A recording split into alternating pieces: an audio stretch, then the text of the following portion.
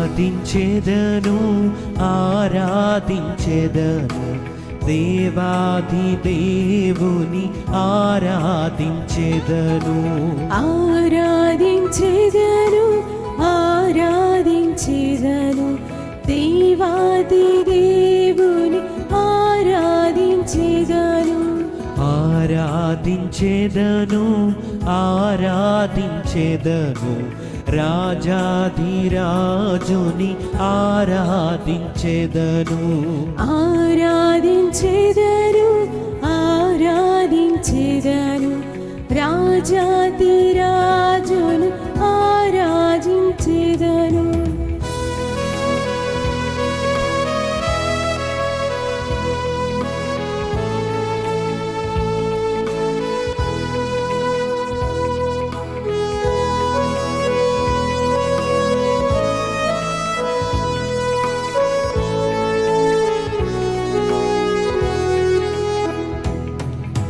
మన గొప్ప దేవుని ఆరాధించెదము మన మంచి దేవుని ఆరాధించెదము మన గొప్ప దేవుని ఆరాధించెదము మన మంచి దేవుని ఆరాధించెదము పరిశుద్ధ మనసుతో ఆరాధించెదము శిరమును వంచి ఆరాధించెదము పరిశుద్ధ మనసుతో ఆరాధించెదము శిరము వంచి ఆరాధించెదము ఆరాధించెదము ఆరాధించెదము దేవాది దేవుని ఆరాధించెదము ఆరాధించెదము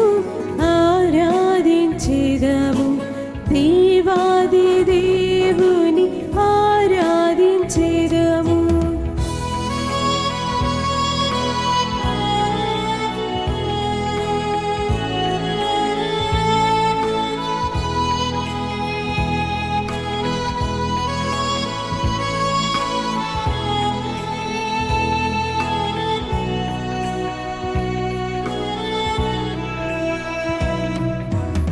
ధూపాలతో నిన్ను ఆరాధించెదను దీపాలతో నిన్ను ఆరాధించెదను ధూపాలతో నిన్ను ఆరాధించెదము దీపాలతో నిన్ను ఆరాధించెదము నన్ను చూచు దేవుని ఆరాధించెదము నన్ను కాయు దేవుని ఆరాధించెదము నన్ను చూచు దేవుని ఆరాధించెదము నన్ను కాయు దేవుని ఆరాధించెదము స్వస్థత పరుని ఆరాధించెదము శాంతిదాతను ఆరాధించెదము స్వస్థత పరుని ఆరాధించెదము శాంతిదాతను ఆరాధించెదము ఆరాధించెదము ఆరాధించెదము ఆరాధించెదను ఆరాధించెదను దేవాది దేవుని ఆరాధించెదను ఆరాధించెదను ఆరాధించెదను రాజాధిరాజుని ఆరాధించెదను హల్లెలూయా hallelujah hallelujah hallelujah hallelujah hallelujah hallelujah హల్లెలూయా ఆరాధనా ఆరాధనా ఆరాధనా ఆరాధనా ఆరాధనా ఆరాధనా ఆరాధనా ఆరాధనా హల్లెలూయా హల్లెలూయా హల్లెలూయా అందరూ కూడా చేతుల పైకి లేపి గట్టిగా హల్లెలూయా పాడదాం, స్తుతించి ఆరాధించుకుందాం. హల్లెలూయా hallelujah hallelujah hallelujah hallelujah hallelujah hallelujah హల్లెలూయా ఆరాధనా ఆరాధనా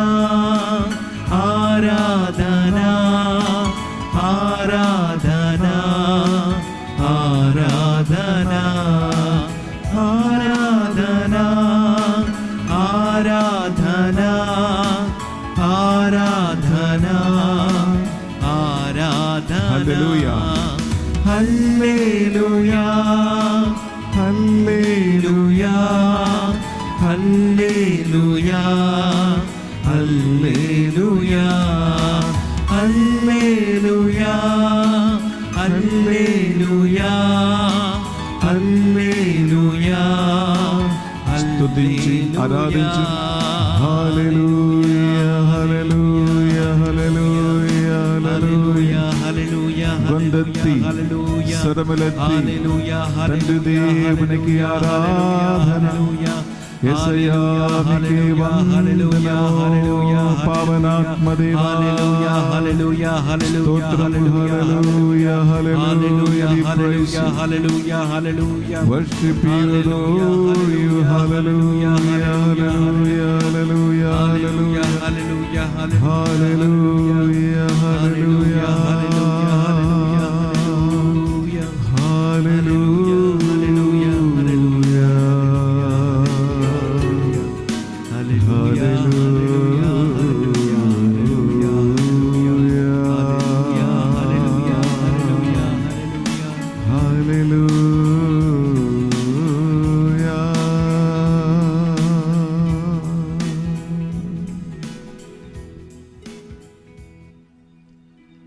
బిడ్డలారా, చేతులు జోడించి ఒక్క నిమిషం కళ్ళు మూసుకుందాం. త్రియేక దేవుడు ఈ సప్రసాదములు వేచేసి ఉన్నాడని, ఆ ప్రభు మీ ఇంటికి వేంచేసి వస్తున్నాడని, మీ గతిలో వేంచేసి వస్తున్నాడని, నువ్వు ఆయన సన్నిధిలో ఉన్నావని, ఆ దైవ ప్రేమ, ఆ దైవ భక్తితో మనం ఈ ఆరాధనలో పాల్గొందాం. దేవుడు ఆత్మస్వరూపి అనే సమరయ స్త్రీతో యేసుక్రీస్తు పలికాడు. యోహాను 4:23 ఆ ఆత్మస్వరూపి అయిన దేవుని సన్నిధి లోకవ్యాప్తంగా వేలాది మంది ఆరాధనలో పాల్గొంటూ ఉండగా అందరూ పొందుకోవాలని, ప్రతి ఇంటికి ఆ సన్నిధి చేరాలని ఆశపడుతూ ఆత్మలు ఏకీభవించి, దేవా మా హృదయ అంతరంగము నుండి మీకే స్తోత్రం, మీకే వందనములు, మీకే ఆరాధన దేవా. పరిశుద్ధ పరమ దివ్య సప్రసాదమునకు సదాకాలము ఆరాధనయు స్తుతియును స్తోత్రములు పరిశుద్ధ పరమా దివ్య సప్రసాదమునకు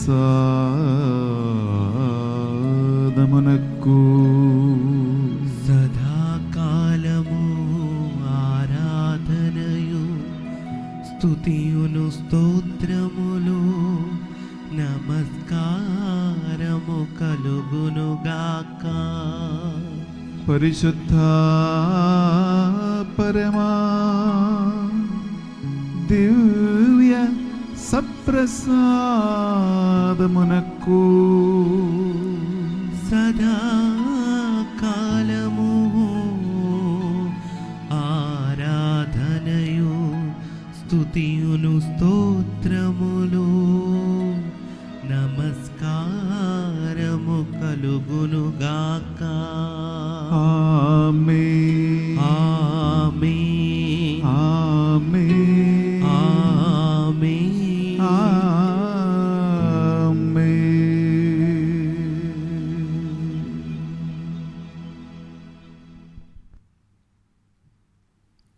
Praise the Lord. Praise the Lord. Hallelujah. Hallelujah. Hallelujah. Hallelujah. Hallelujah. Hallelujah. Hallelujah. Hallelujah. Hallelujah. Hallelujah. ప్రేమైన సహోదరి సహోదరులారా, అంత్యకాలపు సిద్ధపాటు అనే ఈ తపస్కాల ఆరాధనలో 5 రోజులు అయిపోయాయి. మనం ఈనాడు 6వ రోజులో ఉన్నాం.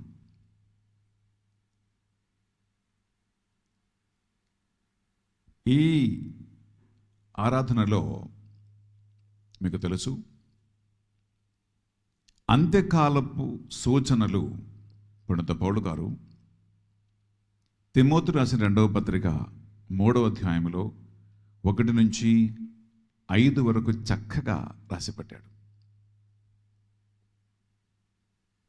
ఈ సూచనలో 5 సూచనలు అయిపోయాయి. ఈరోజు 6వ సూచన బైబిల్ ఏం తెలియజేస్తుందంటే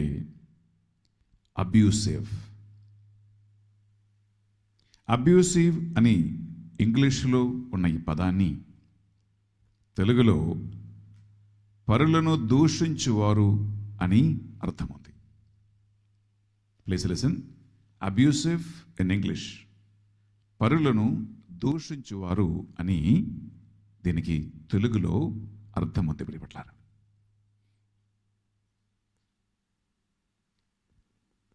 అబ్యూసివ్ అనే పదానికి దుర్వినియోగము అని ఇంకొక అర్థం కూడా ఉంటుంది. దుర్వినియోగం అంటే వీళ్ళరా, మనుష్యులకి విలువ ఇవ్వకుండా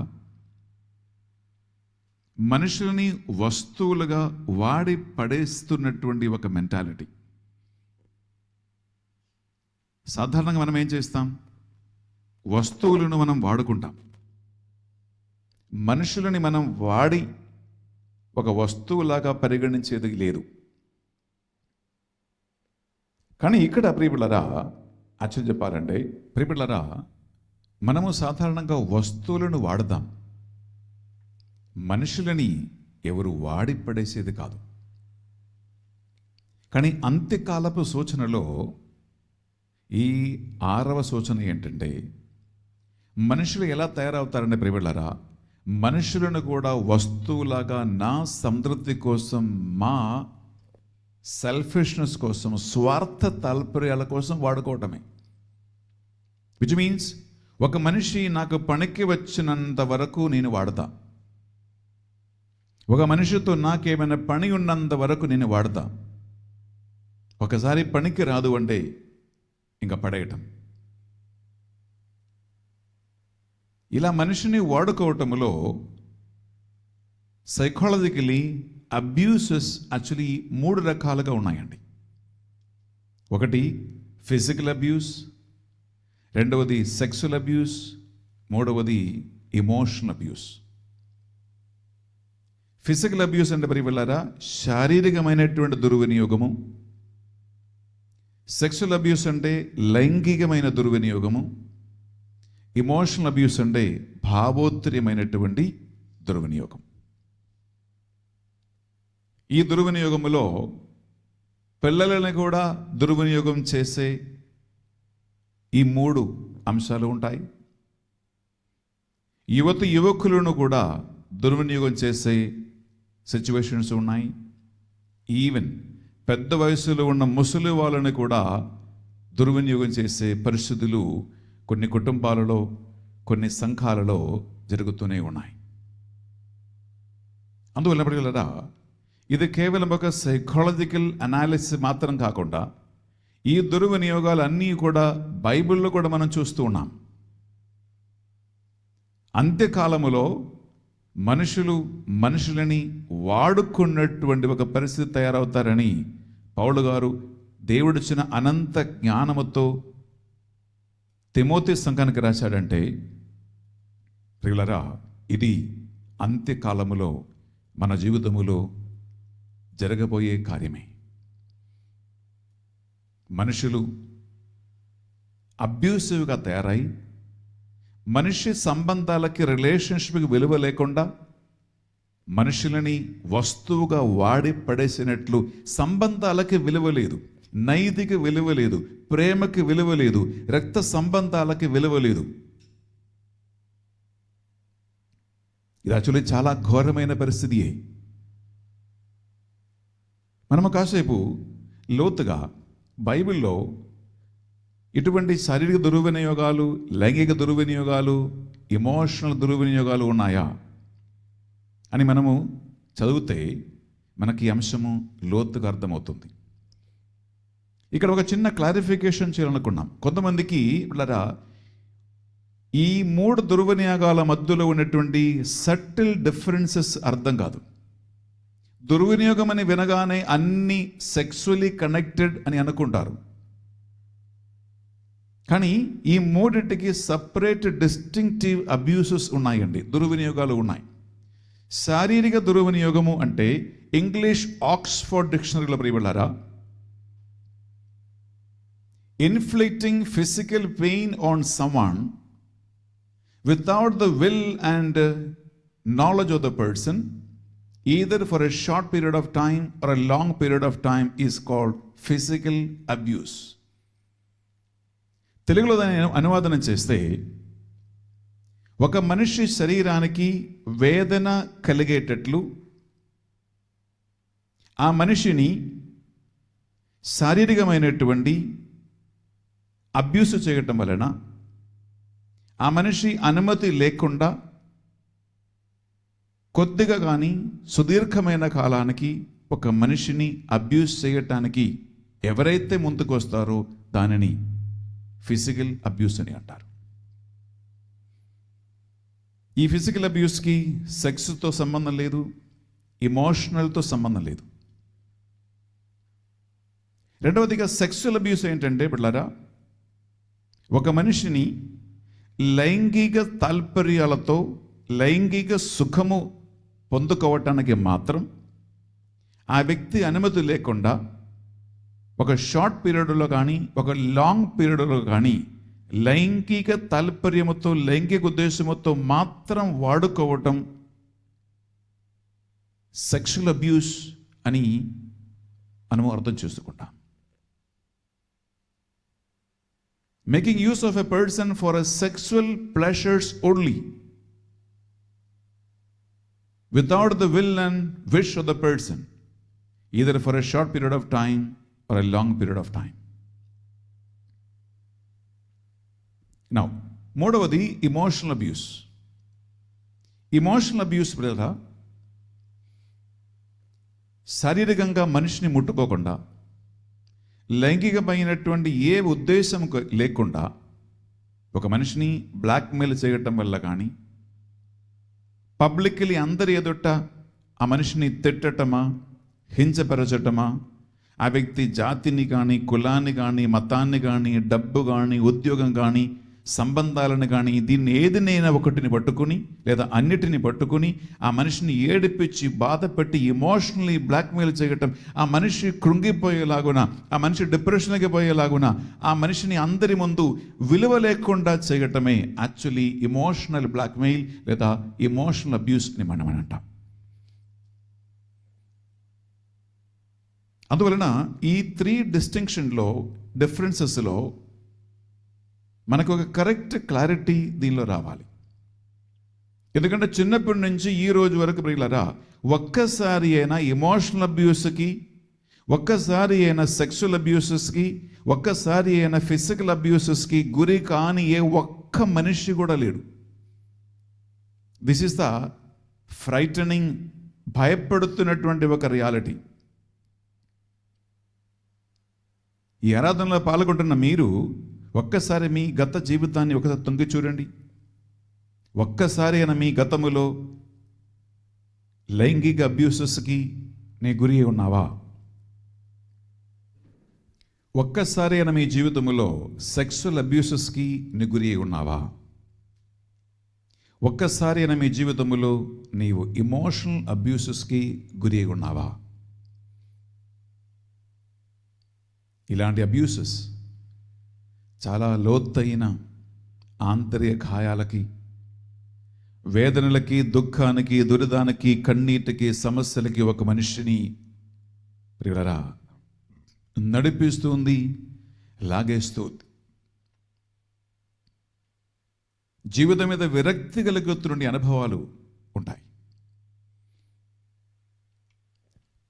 ఇలాంటి సంఘటనల వల్ల అరే ఎవరిని నమ్మాలి, ఎవరిని నమ్మకూడదు, ఎవరు మంచివాళ్ళు, ఎవరు మంచివాళ్ళు కాదు అనేటువంటి సందేహాలు తయారవుతుంది. కాబట్టి మనుష్యుల సంబంధానికి, రక్త సంబంధాలకి విలువ లేకుండా పోతుంది. ఇదే అంత్యకాలంలో జరగబోయే ఒక డేంజరస్ సిచ్యువేషన్ ప్రియబడ్డారు. బైబిల్లో 2-3 సంఘటనలు మేము తీసుకురావాలనుకున్నాం. నెంబర్ 1 ప్రియబడ్డారా, మీరు తీసుకోండి కీర్తన గ్రంథము 11వ అధ్యాయంలో 5వ వచనంలో శారీరకమైన దుర్వినియోగానికి కీర్తన గ్రంథము బైబిల్ ఏముంటుందో ఒకసారి విందామా? Book of Psalms chapter 11 verse 5. ప్రభు మంచివారిని చెడ్డవారిని కూడా పరీక్షించి చూచును, హింసకు ఒడుగట్టు వారిని ఆయన అసహించుకొనును. వాక్యం పలుకుతుంది, ఇతరుల్ని హింసించు వారిని ప్రభు అసహించుకుంటాడంట. అనగా నిన్ను, ఎదుటి వ్యక్తిని దేవుడు తన పోలికలో సృష్టించాడు కాబట్టి అందరికీ సరిసమానమైన విలువ ఉంది కాబట్టి అందరికీ దేవుడు ఒక్కొక్క ఆత్మను నిక్షేపించి ఉన్నాడు కాబట్టి పిల్లరా ఒక మనిషి ఇంకొక మనిషిని శారీరకంగా హింసించటము దేవుడు అసహించుకున్న కార్యమే. అది ఒకసారి గుర్తుంచుకోండి. దైవ భయం లేని వారే ఇలాంటి ఒక మనిషిని శారీరకమైనటువంటి హింసలకి, శారీరకమైన దుర్వినియోగానికి గురి చేస్తాడు. ఇంకొక అంశం కూడా మనం విందాం పిల్లరా. బైబిల్ పలుకుతూ ఉంది సామెతల గ్రంథము 22వ అధ్యాయంలో 24వ వచనం. The book of proverbs, okay, chapter 22 verse 24 ఒకసారి విందామా? కోప స్వభావునితో చెలిమి చేయవలదు, ఉగ్ర స్వభావునితో కలిసి తిరగవలదు. పిల్లరా, కోప స్వభావము, ఉగ్ర స్వభావము కలిగినటువంటి మనుషులతో మీరు కలిసి తిరగవద్దు అని హెచ్చరిక చేస్తుంది బైబిల్. అలా కోపిష్టి మనుషులతో, ఉగ్ర స్వభావం కలిగిన వారు నిన్ను లైంగిక కొట్టడానికి, పిల్లరా అంటే ఫిజికల్ అబ్యూస్ అంటే అది కొట్టడం కావచ్చు, తనటం కావచ్చు, పించటం కావచ్చు, గిచ్చటం కావచ్చు, కర్రతోనైనా, చెప్పులతోనైనా, బెల్ట్తోనైనా, కొన్నిసార్లు చీపిరి కట్టతోనైనా, కంటికి కనిపించిన ఏ వస్తువునైనా తీసుకుని కొడుతున్నటువంటి ఉగ్ర స్వభావం, క్రూర స్వభావం. కొన్నిసార్లు ఇది తల్లిదండ్రుల వలన రావచ్చు, స్కూల్లో ఉన్న టీచర్స్ ద్వారా రావచ్చు, బయట ఎవరైనా అపరిచితుల ద్వారా రావచ్చు, కొన్నిసార్లు బంధువులు, చుట్టాల ద్వారా రావచ్చు. ఏ వ్యక్తి అయినా ఇలా నిన్ను శారీరక దుర్వినియోగానికి గురి చేసే అవకాశాలు ఉన్నాయి. మనం ఏడుస్తాం, మనం బాధపడతాం, అసలు మనం మర్చిపోలేం. అలాంటి సంఘటనలు మనసులో ఉండిపోతూనే ఉన్నాయి బిడ్డలారా. అవి ఆంతరిక గాయాలకి దారితీస్తుంది. అందుకే కొన్నిసార్లు చిన్నప్పుడు జరిగినటువంటి ఫిజికల్ అబ్యూస్ ముసలి వయసులో కూడా మర్చిపోలేకపోతున్నాం. కొన్నిసార్లు చిన్నప్పుడు స్కూల్లో ఉన్నప్పుడు ఇంట్లో ఉన్నప్పుడు జరిగిన ఫిజికల్ అబ్యూస్ వలన పెళ్ళైన తర్వాత సంసార జీవితం కూడా సరిగా జీవించలేకపోతున్నటువంటి పరిస్థితులు ఉన్నాయి. మనుషుల మీద విరక్తి కలుగుతూ ఉంది. ఇటువంటి సంఘటన మీ లైఫ్లో ఉన్నాయా అని ఒకసారి ఆలోచించుకోండి. రెండోది ప్రియులారా, ఎమోషనల్ అబ్యూస్, భావోత్తరమైనటువంటి అబ్యూసెస్. మనం చక్కగా అర్థం చేసుకోవటానికి నేను బైబిల్ నుంచి ఒక ఉదాహరణ తీసుకుంటాం. అప్పుడు పౌలు గారు ఎఫెసీయులకు రాసిన పత్రిక 4వ అధ్యాయము 29వ వచనం తీసుకుంటాం. Letter to Ephesians chapter 4 verse 29లో పట్లరా వెర్బల్ అబ్యూస్ లేదా ఎమోషనల్ అబ్యూస్ రెండు ఒకటే. యాక్చువల్ చెప్పాలంటే ఈ ఎమోషనల్ అబ్యూస్ ఎలా జరుగుతూ ఉందంటే, నిన్ను శారీరకంగా ముట్టుకోకుండా మాటల వలన పొడిచి మాటలు మాట్లాడటము, సూటిగా మాట్లాడటము, నీ కొరతలు, నీ లోటుపాట్లు, నీ బలహీనతలు, నీ వీక్నెసెస్ని పట్టుకొని ఒక మనిషిని అసలు పరువు తీయటం అని అర్థం. సాధారణం కాబట్లరా, నేను నా గొప్పతనం ఇతరుల ముందు చెప్పుకుంటాను కానీ నా బలహీనత, నా వీక్నెసెస్, నా లోటుపాటుని ఎవరి ముందు చెప్పను. మ్యాక్సిమం మనం ఏం చేస్తాము, మై వీక్నెసెస్, మై బలహీనత దాచిపెట్టుకుంటాం, రహస్యంగా పెట్టుకుంటాం. అదే మనిషికి ఉన్నటువంటి గౌరవం. కానీ ఈ ఇమోషనల్ అబ్యూసెస్, భావోత్తర అబ్యూస్ అంటే నీ రహస్యాలన్నీ బయటపెట్టడం, నీ పర్సనల్ విషయాలు 10 మంది ముందు చెప్పటం, నీ ఏదైతే ఎవరు తెలుసుకోకూడదు, ఎవరికి చెప్పకూడదు అని అనుకుంటున్నావో అదే బయట పెడతారు, అదే 10 మందికి తెలియచేస్తాడు. ఇంక నీవు తల ఎత్తి నడవలేని పరిస్థితిలో బ్లాక్మెయిల్ చేసి ఒక మనిషిని అబ్సల్యూట్లీ, అంటే ఇలా బతుకటం కంటే చనిపోవటం బెటర్ అని ఒక మనిషి అనుకున్నటువంటి ఒక పరిస్థితికి నిన్ను గురి చేస్తారు. అలాంటి వాళ్ళకి భయం కలుగుతుంది. ఇంక రేపు ఏమవుతుందో, నెక్స్ట్ ఏమవుతుందో, ఎలా బ్రతకాలా, ఎక్కడికి వెళ్ళాలా, నా సంగతి ఏంటి, నా ముఖం ఎలా చూపించుకుంటాను, నా పరువు పోయింది అనేటువంటి. కానీ నిన్ను ఫిజికలీ ముట్టుకోవటం లేదు, నిన్ను లైంగికంగా ముట్టుకోవటం లేదు, కానీ పదునైన ఖడ్గం కంటే, కత్తుల కంటే మనుషుల మాట చాలా పదునైనది ప్రియబడ్డారా. అది బుల్లెట్ షాట్ లాగా ఉన్నది. మనం అలా అనేస్తాం, కానీ ఎదుటి మనిషి ఎలా ఫీల్ అవుతారో, ఆ మనిషి ఎంత గాయపడతారో, ఆ మనిషి ఎంతగా కృంగిపోతారో అని మనకు తెలియదు.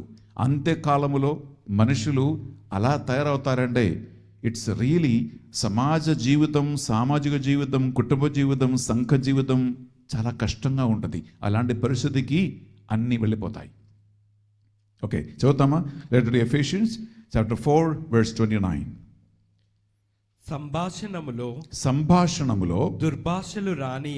దుర్భాషణ రానియక అది వినువారికి మేలు కలుగునట్లు, అది వింటున్న వాళ్ళకి మేలు కలుగుతున్నట్లు చూడుకొనుము. సందర్భమును బట్టి వినువారికి దైవానుగ్రహము ప్రసాదింపగల అనుకూల వచనముని పలుకుడు. ప్రియములారా, ఎంత మంచి మాట పునీత పౌలు గారు ఎఫెసీ సంఘానికి రాస్తూ ఉన్నాడు. వింటున్న వాళ్ళకి మంచిగా అనిపించేలాగున, వింటున్న వాళ్ళకి దైవానుభవం కలిగేలాగున, వింటున్న వాళ్ళకి వేదన కలగకుండా మంచిగా అనిపించేటట్లు నీవు దుర్భాషణము చేయరాదు. విచ్ మీన్స్ వేస్ట్ మాటలు మాట్లాడవద్దు, వెర్బల్ అబ్యూసెస్ ఉండవద్దు, మాటల వలన ఒక మనిషిని దుర్వినియోగం చేయవద్దు, ఇమోషనల్ భావోత్తరమైనటువంటి దుర్వినియోగానికి నువ్వు ఎప్పుడు గురి చేయవద్దు అని పౌలు తెలియజేస్తూ ఉన్నాడు. అలాంటి కొన్ని మాటలు మనం అస్సలు మర్చిపోలేం జీవితంలో. Praise the Lord. Hallelujah, hallelujah, hallelujah, hallelujah, hallelujah. నా మూడవది ప్రియులారా, దట్ ఈస్ సెక్సువల్ అబ్యూస్. నేను ఆల్రెడీ సెక్సువల్ అబ్యూస్ అంటే ఏంటో నీకు తెలియచేసి ఉన్నాను. అది ప్యూర్లీ లైంగిక ఆసక్తి కోసమే, కేవలం లైంగిక సుఖము అనుభవించటానికి మాత్రమే.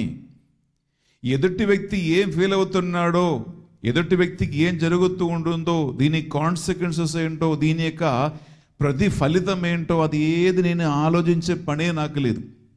ఆమె ఏం ఫీల్ అయినా, వాడేం ఫీల్ అయినా, తర్వాత ఏం జరిగినా, ఏ కొంబ మునిగినా, ఎవరు చచ్చిపోయినా, ఎవరు ఆత్మహత్య చేసుకున్నా నాకు అనవసరం. నాకు ఇప్పుడేం కావాలంటే నా లైంగిక సుఖం నేను అనుభవించాలి. నాకు లైంగికమైనటువంటి తాల్పర్యాన్ని నేను పరిపూర్తి చేసుకోవాలి. నేను సుఖపడాలి, నేను ఆనందించాలి. I want to enjoy sexual pleasure. ఇది ఒక్కటే లైంగిక దుర్వినియోగం చేస్తున్న వాడి ఆలోచన. ప్రియులారా, మీకు తెలుసు, మన సమాజంలో లైంగిక దుర్వినియోగాలు చాలా ఎక్కువ అవుతూనే ఉన్నాయి. ఇవి యాక్చువల్లీ ప్రభు యేసుక్రీస్తు రెండవ రాకకి ఒక సూచన.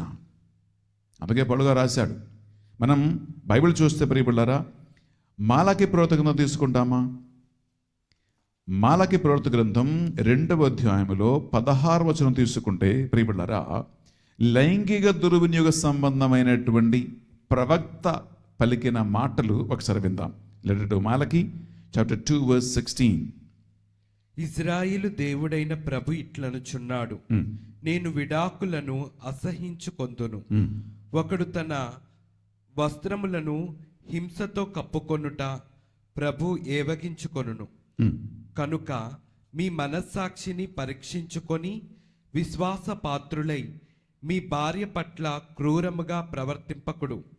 ఇది సైన్యములకు అధిపతి అయిన ప్రభు వాక్కు. Praise the Lord. Praise the Lord. Hallelujah. Hallelujah. Hallelujah. Hallelujah. Hallelujah. Hallelujah. Hallelujah. Hallelujah. Hallelujah. Hallelujah. ప్రియబిడ్డలారా, వివాహ జీవితము పవిత్రమైనది, గౌరవకరమైనది అని బైబిల్ పలుకుతూ ఉంటుంది. భార్యాభర్తలకి మన ఇండియన్ కాన్స్టిట్యూషన్ ప్రకారం, మ్యారేజ్ యాక్ట్స్ ప్రకారం ఈక్వల్ రైట్స్ ఉన్నాయి. బిడ్డలారా, భార్య భర్త కన్నా గొప్పది లేదా భర్త భార్య కన్నా గొప్పవాడు అని మనం రకరకాల మతపరమైనటువంటి విలువలు కలిగిస్తాం. కానీ ప్రభువు ఏమంటున్నారంటే, కాన్స్టిట్యూషన్ ఏం తెలియజేస్తూ ఉందంటే ఈక్వల్ రైట్స్ ఉన్నాయి. అందువలన కొన్ని సంవత్సరాలు, కొన్ని నెలలు కలిసి ఉండి చక్కగా లైంగిక సుఖాన్ని అన్ని అనుభవించి ఎంజాయ్ చేసుకుంటూ, నాకు అవసరం లేనప్పుడు విడాకులు ఇవ్వాలని, వదిలిపెట్టాలని, అందరి ముందు పరువు తీయాలని, పిల్లరా, ఈ రోజులలో ఫ్యామిలీ లైఫ్కి విలువలైనటువంటి పరిస్థితులు మనం జీవిస్తూ ఉన్నాం. ఈ లైంగిక దుర్వినియోగం బిడ్డలారా మ్యారేజ్ లైఫ్లో మాత్రం కాదు, యాక్చువల్లీ హస్బెండ్ వైఫ్ మధ్యలో ఉన్న లైంగిక రిలేషన్షిప్లో కూడా బిడ్డలారా రేప్స్ జరుగుతూనే ఉన్నాయి. రేపింగ్. మీరు అనుకుంటారు అన్ని వివాహ సంబంధాలు అన్నీ మ్యూచువల్ కానీ ప్రేమతో కూడినది కాదు. ఈ రోజులలో యాజ్ ఎ ఫ్యామిలీ కౌన్సిలర్గా నాకు తెలుసు, భార్య అనుమతి లేకుండా, ఆమె ఇష్టం లేకుండా, ఆమెకి కావాలా వద్దా అనేటువంటి అడగకుండా వాళ్ళరా ఫ్యామిలీ లైఫ్లో కూడా భర్త భార్యని రేప్ చేసే పరిస్థితులు నడుస్తూనే ఉన్నాయి. అబ్యూసెస్ నడుస్తూనే ఉన్నాయి. లైంగిక దుర్వినియోగాలు నడుస్తూనే ఉన్నాయి. అది ఫ్యామిలీ లైఫ్లో జరుగుతూ ఉన్నాయి. అలాగే పెళ్ళి కాని బిడ్డలతో, పెళ్ళి అయిన తర్వాత ఇతర సంబంధాలలో పిల్లరా శారీరక లైంగిక దుర్వినియోగాలు అనేక కేసులు ఉంటూ ఉన్నాయి.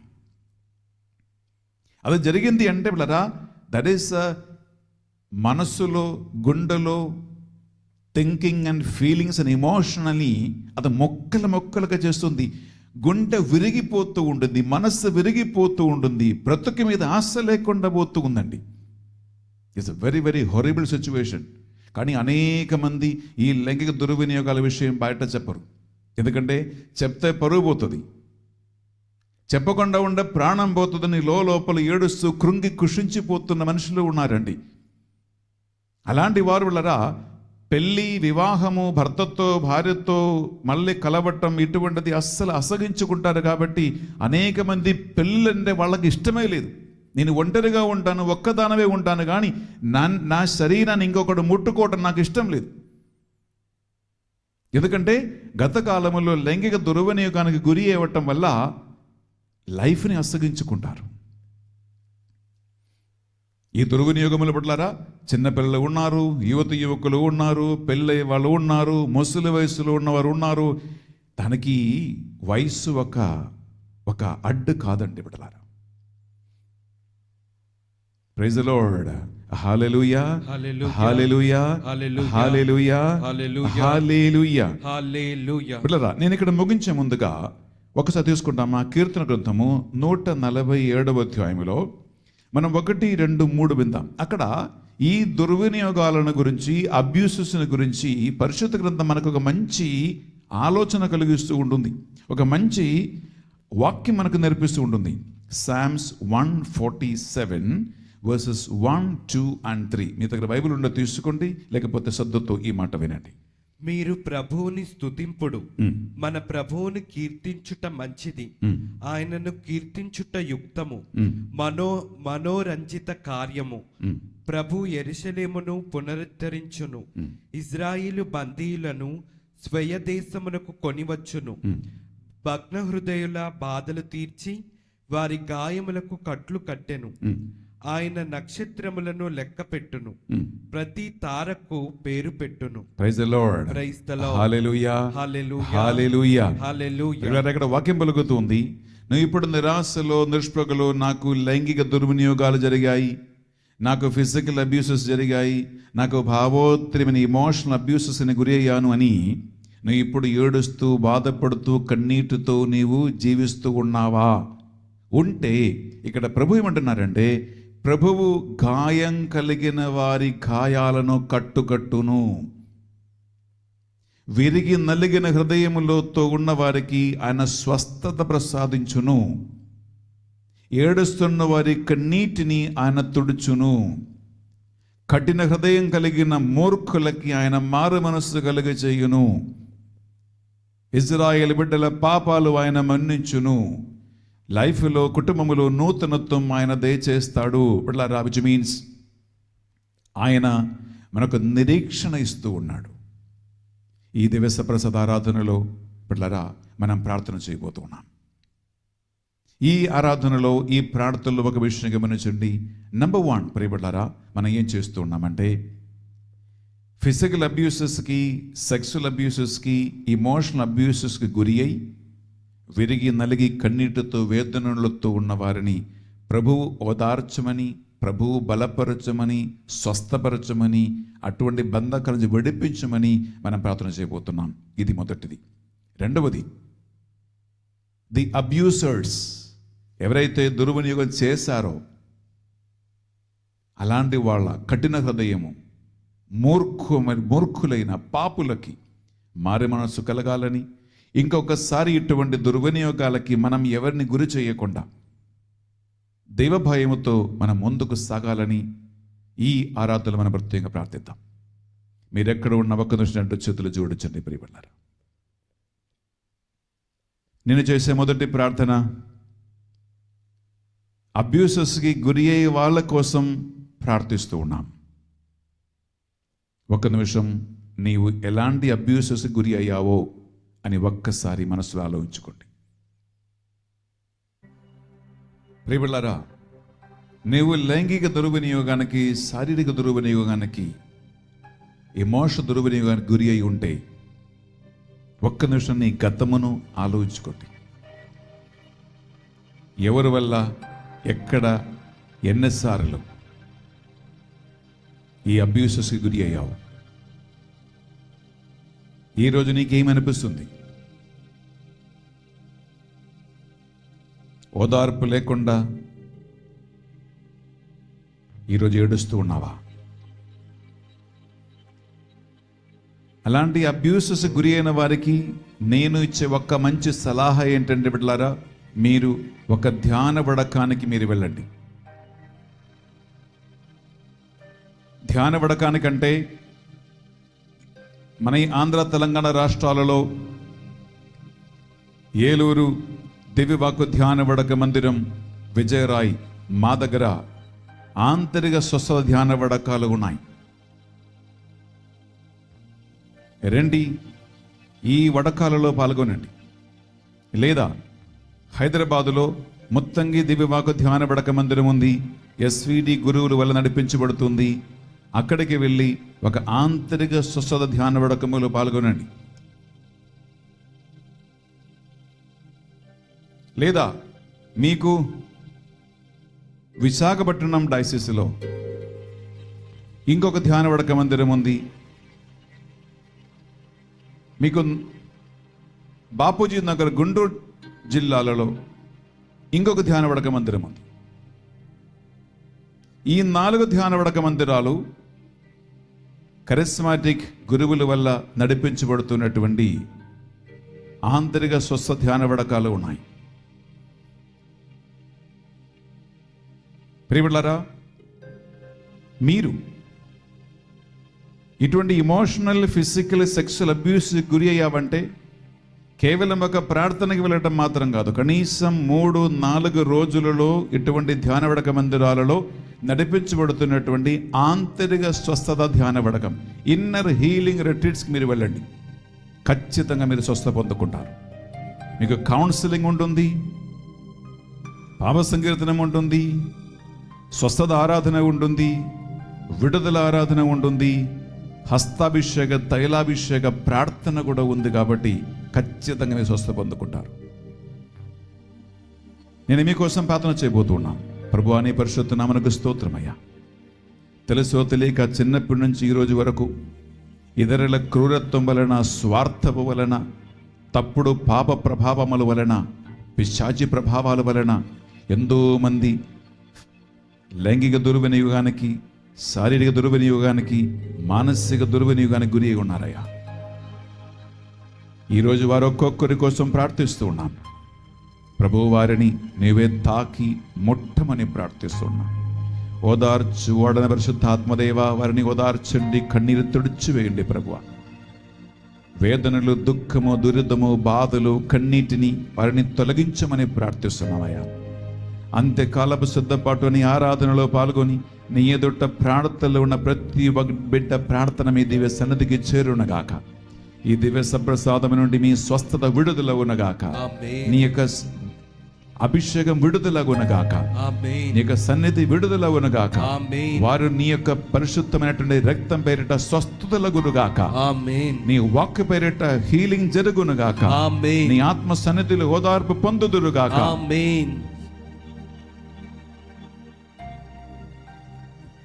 ప్రభువా, అబ్యూసర్స్ కోసం ప్రార్థిస్తున్నాం.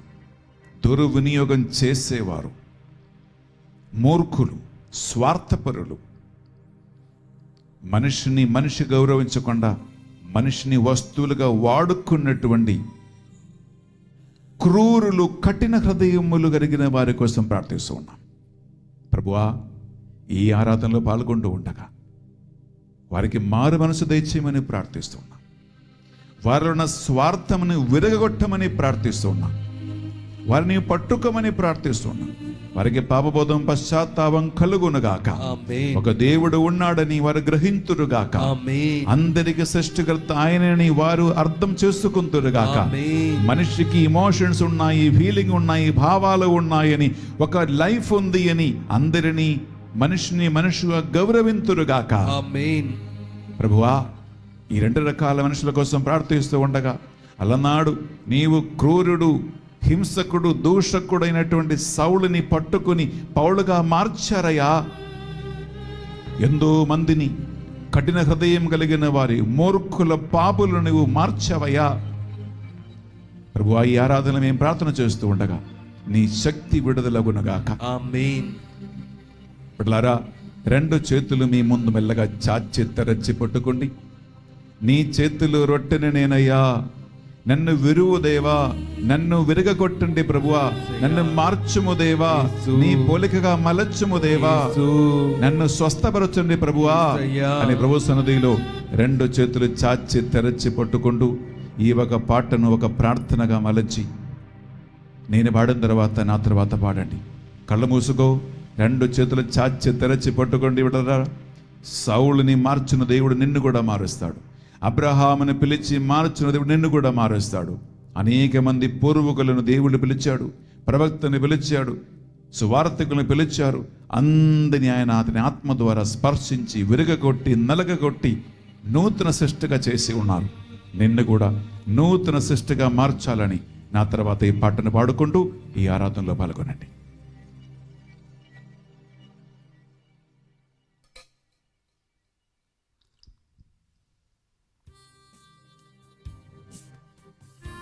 భక్తితో విశ్వాసముతో స్వస్థత కోసం ఎదురు చూస్తూ దాహముతో ప్రార్థించండి.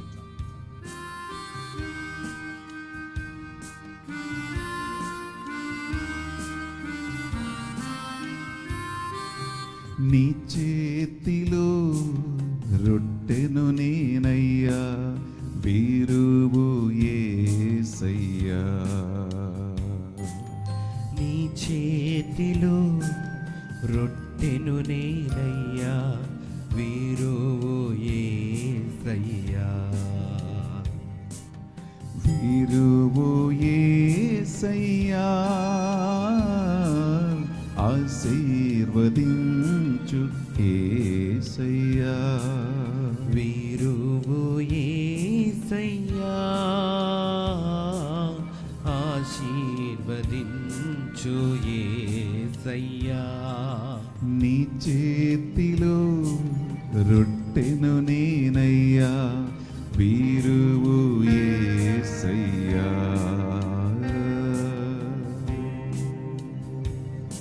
ప్రభువా, తండ్రి ఇంటి నుంచి అబ్రహామును పిలిచావు, నీవు ఆశీర్వదించావు, జాతులకు ప్రవక్తగా నియమించావు. ప్రభువా, విశ్వాసులకు తండ్రిగా మార్చావయ్యా. ఈ ఆరాధనలో పాల్గొన్న ఒక్కొక్క బిడ్డని పేరు పెట్టి పిలువమని ప్రార్థిస్తున్నామయ్యా. మలచండి, మార్చండి, నీ స్వరూపములకు రూపొందించండి ప్రభువా. ప్రార్థిద్దాం.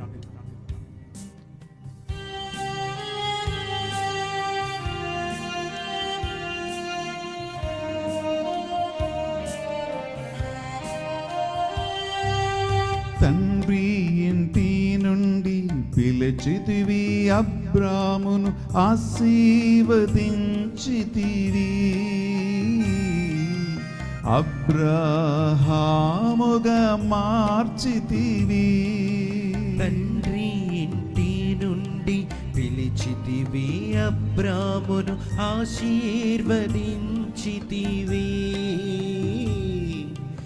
అబ్రహాముగా మార్చితివి. నీ చేతిలో రొట్టెను నేనయ్యా, వీరువు యేసయ్యా. నీ చేతిలో రొట్టెను నేనయ్యా, వీరువు యేసయ్యా. ప్రభువా, అలా యాకోబును నువ్వు పిలిచావయ్యా. ఆయన ఒకప్పుడు మోసగాండ్రు, అన్నయ్యని మోసం చేసేవాడు, భయపడి పారిపోయేవాడయ్యా. కానీ నువ్వు విరగగొట్టి మలచి మార్చి ఇజ్రాయేలుగా అనేక మందికి ఆశీర్వాదంగా మార్చావయ్యా. నీకు అసాధ్యమైనది ఏదీ లేదు ప్రభువా. నీవు యాకోబులాగా ఉంటే ఈ సమయం ప్రభు కోసం ప్రభు సన్నిధిలో ప్రార్థించు. నన్ను మలచండి, మార్చండి అని కన్నీటితో అడగండి బిడ్డలారా. అద్భుతాలు నీ జీవితంలో దేవుడు చేస్తాడు ఈరోజు.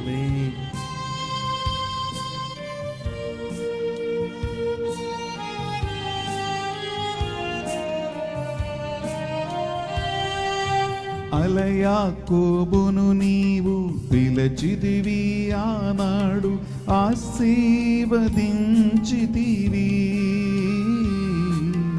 ఇశ్రాయేలుగా మార్చితివి. అలయాకోబును నీవు పిలిచితివి, ఆనాడు ఆశీర్వదించితివి, ఇశ్రాయేలుగా మార్చితివి.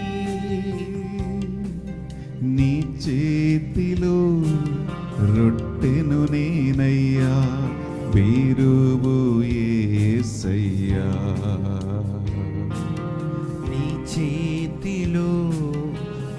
రొట్టెను నేనయ్యా వీరువు యేసయ్యా. బిడ్డలారా, మన ముందున్న ఒక గొప్ప ఉదాహరణమే సౌలు పౌలుగా మారటం.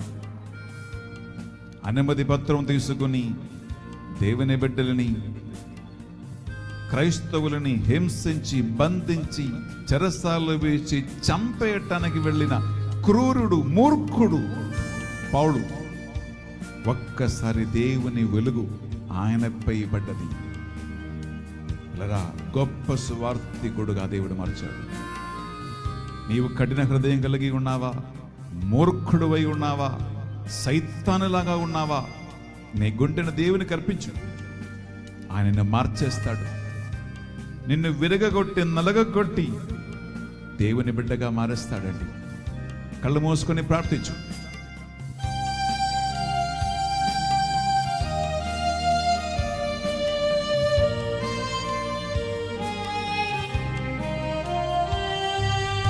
హింసకుడు, దూషకుడు, హానికరుడైన సౌలును విరచితివి, పౌలుగా మార్చితివి. హింసకుడు, దూషకుడు, హానికరుడైన సౌలును విరిచితివి, పౌలుగా మార్చితివి. నీ చేతిలో రొట్టెను నేనయ్యా వీరువు యేసయ్యా. నీ చేతిలో రొట్టెను నేనయ్యా వీరువు యేసయ్యా. వీరువు యేసయ్యా, ఆశీర్వదించు యేసయ్యా. వీరువు యేసయ్యా, ఆశీర్వదించు యేసయ్యా. నీ చేతిలో రొట్టెను నేనయ్యా వీరువు యేసయ్యా. నీ చేతిలో రొట్టెను నేనయ్యా వీరువు యేసయ్యా. నీ చేతిలో రొట్టెను నేనయ్యా వీరువు యేసయ్యా.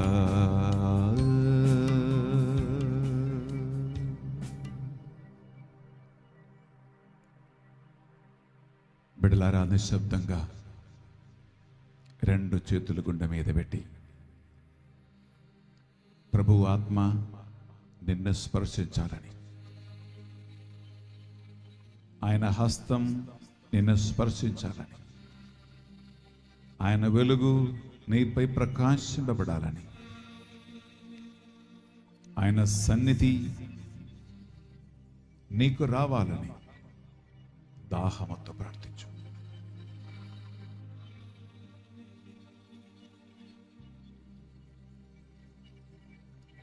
వీరువు యేసయ్యా,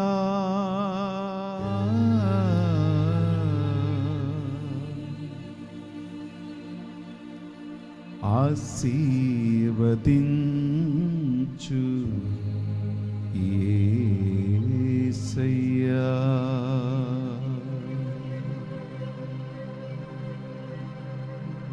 నన్ను వీరువు యేసయ్యా,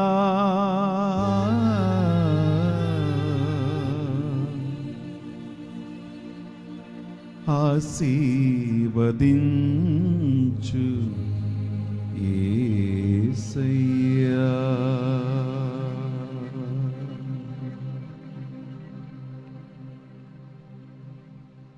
మలచుము యేసయ్యా,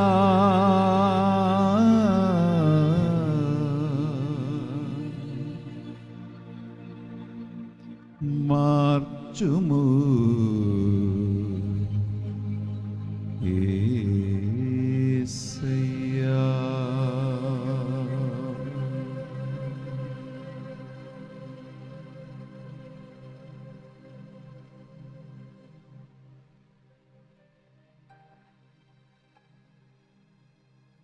Lord, you heal them. Lord, you touch them. Lord, you deliver them today.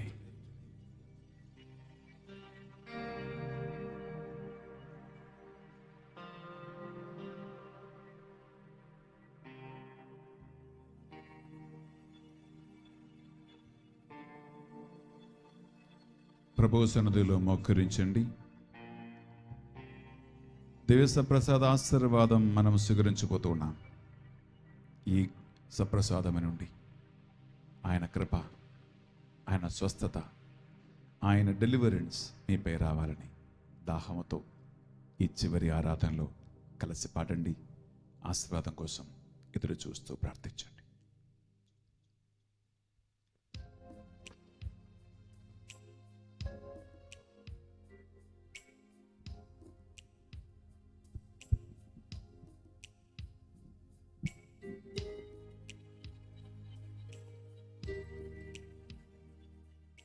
ఇదిలో మోకరించి నీ మార్గములో సాగేదా, నీరసించక సాగేదా, నీవేను తిరుగా నీ సన్నిధిలో మోకరించి నీ మార్గములో సాగేదా, నీరసించక సాగేదా, నీవేను తిరుగా.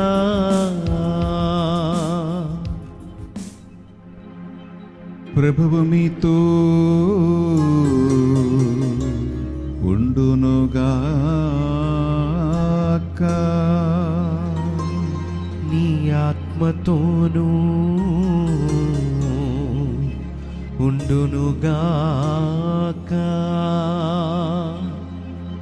సర్వశక్తి గల సర్వేశ్వరుడు పితా పుత్ర పవిత్రాత్మ సర్వేశ్వరుడు మిమ్మందరిని దీవించి ఆంతరిక స్వస్థతను, ఉపశమనమును, ఓదార్పును అనుగ్రహించునుగాక. ఆమేన్.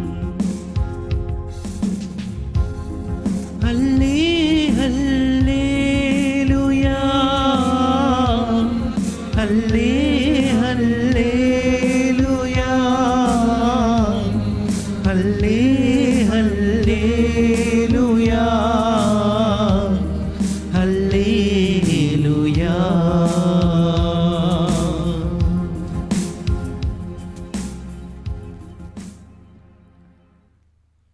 ప్రియబిడ్డలారా, అంత్యకాలపు సిద్ధపాటు అనే తపస్కాల ఆరాధనలో 6 రోజులు అయిపోయాయి. రేపు 7వ దినం. బిడ్డలారా, ఎంతో మంది ఈ తపస్కాలంలో ఒక ఆత్మీయ అనుభవం కావాలని, ఈ తపస్కాలంలో దేవునిలో బలపడాలని, జీవితాన్ని నూతనీకరించుకోవాలని ఆశపడుతున్నారు. అనేక మందికి తెలియదు. ఇలా ఏలూరు దివ్యవాకు ధ్యాన వడక మందిరం నుండి 44 రోజులు సాయంకాలం 6 గంటలకి మంచి వాక్య సందేశము, స్తుతి, ఆరాధన, దివ్య ప్రసాద ప్రార్థన ఉంది అని తెలియదు. బిడ్డలారా, దాహముతో ఉన్న వారికి 1 గ్లాసు మంచినీళ్ళుగా ఈ ఆత్మీయ భోజనాన్ని పెట్టండి. ఆకలితో ఉన్న వారికి బిడ్డలారా ఒక 10 మందికి ఈ వీడియో ఫార్వర్డ్ చేయండి. నేను నా కోసం చెప్పట్లా, ఈ వడక మందిరం కోసం చెప్పట్లా, ఆకలి కలిగి ఉన్నటువంటి దేవుని బిడ్డల కోసం అడుగుతూ ఉన్నాం. దప్పిక కలిగి ఉన్న బిడ్డల కోసం అడుగుతూ ఉన్నాం.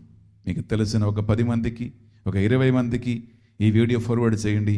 ప్రతిరోజు సాయంకాలం 6 గంటలకి చూడమని చెప్పండి. బిడ్డలారా, ఒక కుటుంబాన్ని నువ్వు దేవునికి నడిపిస్తావు, ఒక వ్యక్తిని మారు మనసు నడిపిస్తావు, అనేక మందిని ధర్మ మార్గానికి, నీతి మార్గానికి, దేవుని మార్గానికి నడిపించువారు. ప్రభు రాజ్యములో ఆకాశము నక్షత్రం వలె కలకాలం ప్రకాశించును అని డానియేల్ 12:3 వాక్యం పలుకుతోంది. ఆ గొప్ప దీవెన మీకు సొంతమగునుగాక. ఆమేన్.